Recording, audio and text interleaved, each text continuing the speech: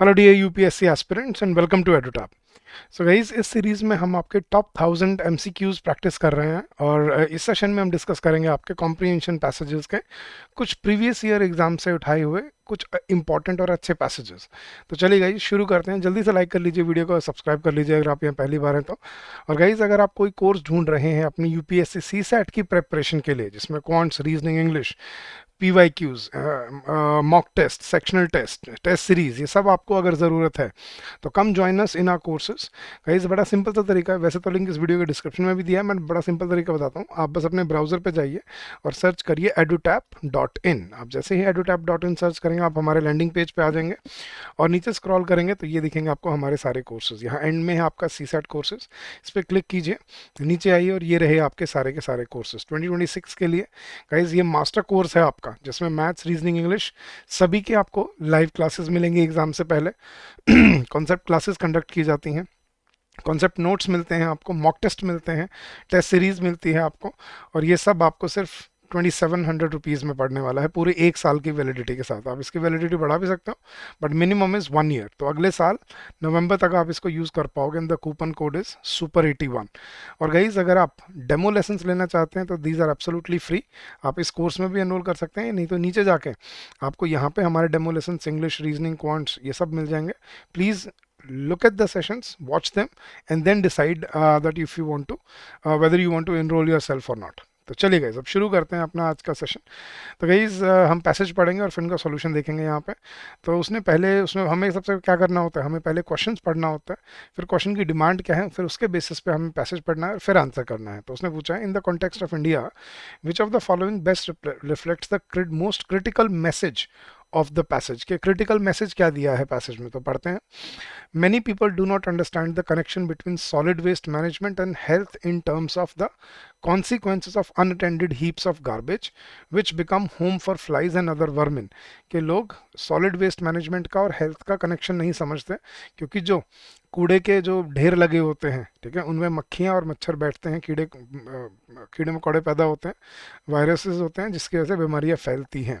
However, there is another aspect that is not well understood, that is what happens when unscientific solid waste management combines with poor drainage।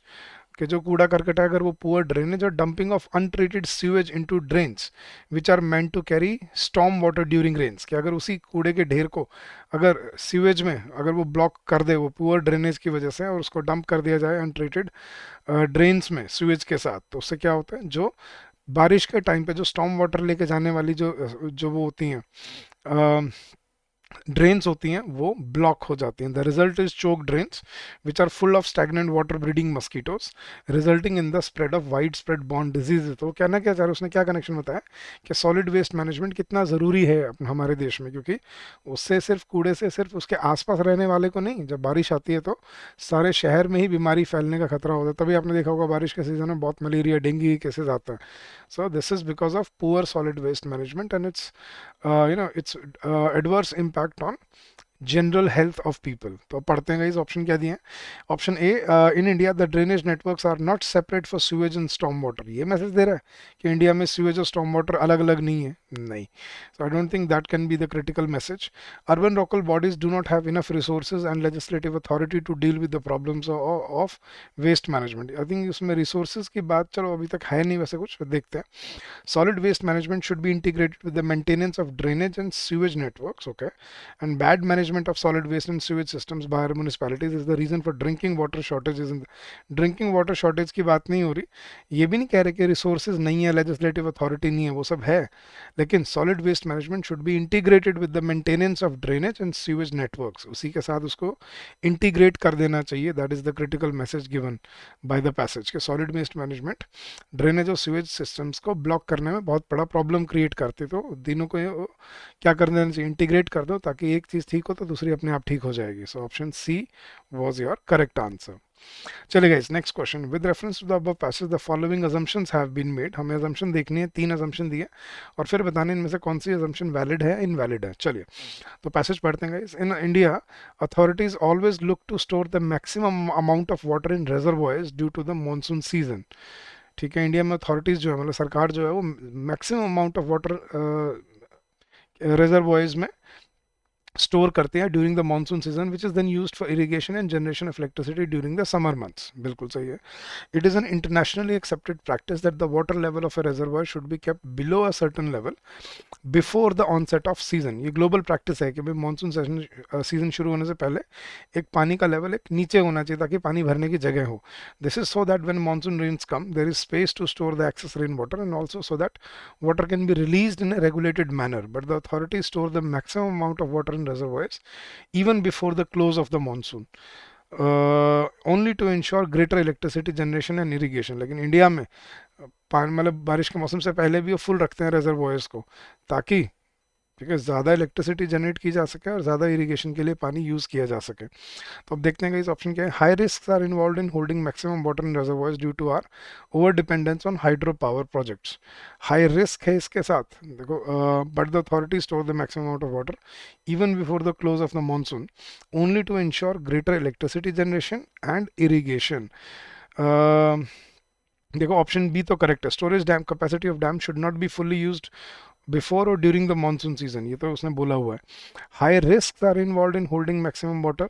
And third है role of dams in flood control is underestimated in India. तो I think ये भी correct है कि dams का reservoirs का role वो under estimate करते हैं। And high risk are involved in holding maximum water reserve due to our over dependence on hydro power project. So I think ये भी वैलिड बनता है यहाँ पे कि भाई अगर उसको हाई मतलब एक रिस्क लेवल से ऊपर रखोगे तो फिर बाढ़ आने के भी चांसेस हैं। तो I think all the assumptions are valid है। So option D is your correct answer. चलिए गाइस नेक्स्ट पैसेज पे चलते हैं। उसने पूछा है कि which can be the most logical and rational inference और इन्फ्रेंसेस, हमें इन दोनों में से बताना है कौन से सही है। इन्फ्रेंस इन्फ्रेंस क्या होता है गाइस? अ लॉजिकल की fact that can be taken from the passage. तो उसने दिया है economic liberalisation in India was shaped largely by the economic problems of the government then by the economic priorities of the people और by the long term development objectives. Thus, there were limitations in conception and design which have been subsequently validated by experience। तो उसने क्या बोला है? Economic liberalisation जो हमने LPG reforms देखे थे वो इकोनॉमिक प्रॉब्लम्स की वजह से लिए गए थे ऑफ द गवर्नमेंट, देन नहीं, ना कि इकोनॉमिक प्रायोरिटीज जो लोगों की थी। ठीक है, तो ये प्रॉब्लम थी, गवर्नमेंट को प्रॉब्लम आ रही थी, इसलिए लिबरलाइजेशन की गई थी। Thus there were limitations in conception and design which have been subsequently validated by experience, के उनमें गड़बड़ थी, उनमें कमियां थी एलपीजी रिफॉर्म्स में। Jobless growth, persistent poverty, and rising inequality have mounted as problems since economic liberalization began. And all these years later, four quiet crises confront the economy: agriculture, infrastructure, industrialization, and education। ये चार problem आज भी हमारे सामने यूं की यूं खड़ी हैं, चाहे हमने लिबरलाइजेशन कर ली हो। As constraints on the country's future prospects, these problems must be resolved if economic growth has to be sustained and transformed into meaningful development। कि अगर हमें ग्रोथ को सस्टेन करना है तो हमें इन प्रॉब्लम्स को फेस करना पड़ेगा, उनको सॉल्व करना पड़ेगा। चलिए, तो उसने क्या असम्पशन दिया? It is essential to rethink and redefine the economic role of the state in quest for development. के भाई कि सरकार का क्या रोल है इकोनॉमिक डेवलपमेंट में, इसको हमें रीथिंक करना पड़ेगा, क्योंकि हम गवर्नमेंट की प्रॉब्लम्स के बेसिस पे हम इकोनॉमिक पॉलिसी नहीं बना सकते, हमें लोगों के भलाई के लिए करना पड़ेगा। तो I think this is correct. And India has not made effective implementation of its policies in social sectors nor made sufficient investments in दम। पॉलिसी सही से इम्प्लीमेंट नहीं की हैं सोशल सेक्टर्स में, मतलब एग्रीकल्चर, इंफ्रास्ट्रक्चर, इंडस्ट्रियलाइजेशन, एजुकेशन में, और ना ही अच्छे से उनमें इन्वेस्ट किया गया है। तो वही है, हाँ, jobless growth, persistent poverty, rising inequality, तो ये भी बिल्कुल करेक्ट है। तो both the assumptions are valid, so option C is your correct answer। चलिए इस नेक्स्ट पैसेज पे चलते हैं। उसने पूछा है what can be the critical message that can be taken from the passage. तो चलिए पैसेज पढ़ते हैं।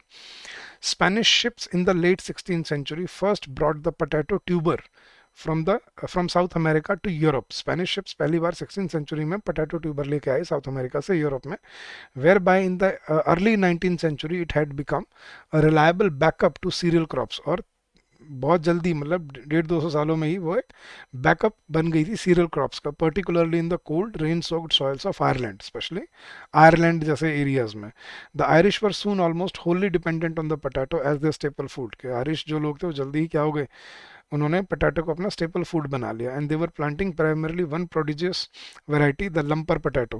और वो एक ही आलू उगाते थे उस टाइम पे जिसको हम बोलते हैं lumbar potato, whose genetic frailty would be cruelly exposed by the fungus Phytoplethora इन्फेस्टेंट्स के बाद में, जिसकी फ्रेलिटी सबके सामने, मतलब वो बहुत जल्दी उनमें वायरस फंगस लग गया by the name of Phytophthora infestans. In 1845, the spores of the deadly fungus began spreading across the country, destroying nearly all the lumpers in its path.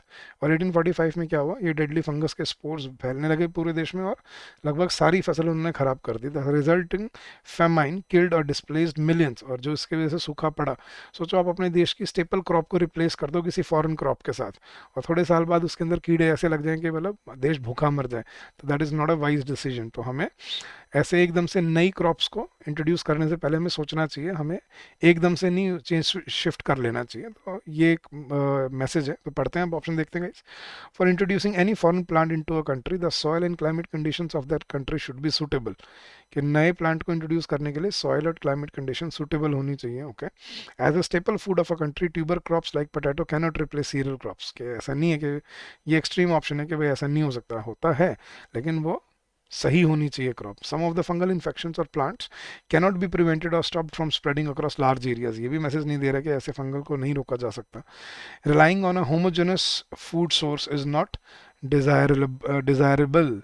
कि हम ऐसे फूड सोर्स पे डिपेंडेंट रहें एक ही food source पे, मतलब जो एक ही पूरी उगाई जाती है, वो डिज़ायरेबल नहीं है. एग्जैक्टली तो ये क्लियर मैसेज है कि एक ही फसल पे उगाया, एक ही फसल को पूरे एरिया में उगाया जाना, दूसरी कोई फसल रखना ही नहीं बैकअप के लिए, ये डिज़ायरेबल नहीं है. उससे अगर प्रॉब्लम आ गई क्रॉप में तो पूरा देश भूखा मर जाएगा. So that is what the message is. So option D was your correct answer. Relying on a homogeneous food source is not desirable. तो ये उसने जेनेरिक एग्जाम्पल की तरह बात बोली है. ठीक है, चले गाइस. और ये है गाइस आज का आपका होमवर्क पैसेज. इसको पढ़ के आपने आंसर करना है इस वीडियो के कमेंट सेक्शन में. तो उसने इन्फ्रेंस पूछा है इस पैसेज का, इन्फ्रेंस क्या हो सकता है. तो मैं पढ़ देता हूँ पैसेज आपके लिए. Bank credit to the industrial sector has started shrinking. Its decline has been a serious concern as credit growth is essential to revive investment. The problems origin lie in the incomplete reforms of the last 25 years. An institutional change that should have followed the 1991 reform should have been setting up of a resolution corporation for banks. In a market economy with booms and busts, banks should be allowed to set up and to fail. Today, we cannot shut down banks because there is no proper system to shut them down. Weak loss-making banks continue to need more capital. तो क्या inference है इस passage का, option पढ़िए और बताइए कि क्या सही आंसर हो सकता है. इस वीडियो के कमेंट सेक्शन में आपने आंसर बताना है गाइस. तो चलिए, आज के सेशन के लिए इतने ही पैसेजेस थे. अब अगले सेशन में हम और ऐसे ही पैसेजेस लाते रहेंगे आपके लिए, और ऐसे ही पैसेजेस को हम प्रैक्टिस करते रहेंगे. ये PYQs के ही पैसेजेस हैं जो प्रीवियस ईयर एग्जाम्स में पूछे गए हैं. तो गाइस, अगर आप कोर्स से जुड़ना चाहते हैं तो मैंने आपको बता दिया, आप हमारी वेबसाइट विजिट कर सकते हैं edutap.in, या इस वीडियो के लिंक में आपको डिस्क्रिप्शन में लिंक भी मिल जाएगा हमारे कोर्सेज का, तो वहाँ से भी आप रीडायरेक्ट कर सकते हैं.